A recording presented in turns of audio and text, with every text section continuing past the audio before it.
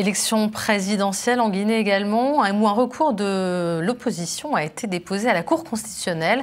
En effet, l'élection d'Alpha Condé pour un troisième mandat ne passe toujours pas pour son principal opposant, Cellou Dalein Diallo, qui réfute ces élections devant la justice. La bataille juridique est donc lancée autour des résultats provisoires de la présidentielle du 18 octobre dernier. À la veille de nouvelles manifestations, le président Alpha Condé, lui, invite les forces de l'ordre à rester professionnelles. C'est un reportage de notre correspondant local sur place, Sayon Kouroum. Dimanche exceptionnel à la Cour constitutionnelle de Guinée.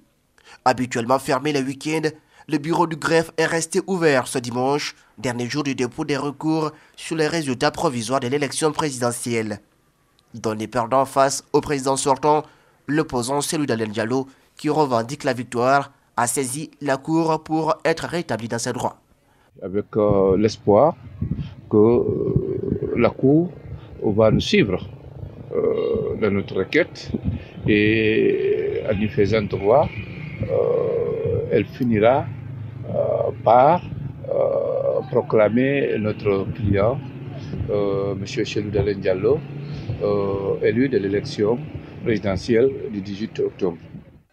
Le leader de l'UFDG, Cellou Dalein Diallo, mène aussi la contestation dans la rue.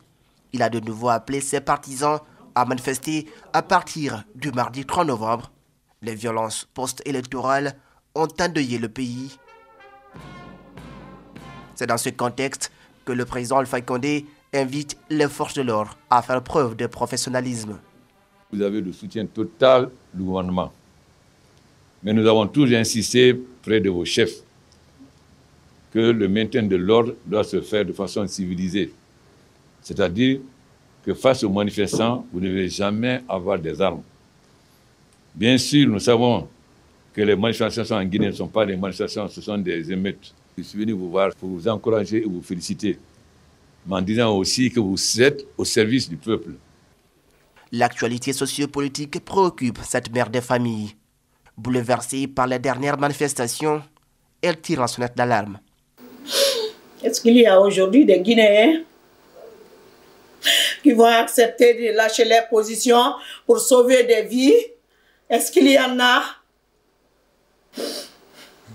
Ce que je veux dire, que l'Esprit de Dieu touche chacun de nous à changer de position pour sauver la nation guinéenne. Après une semaine de paralysie, les Guinéens ont commencé à vaquer à leurs occupations habituelles à Conakry.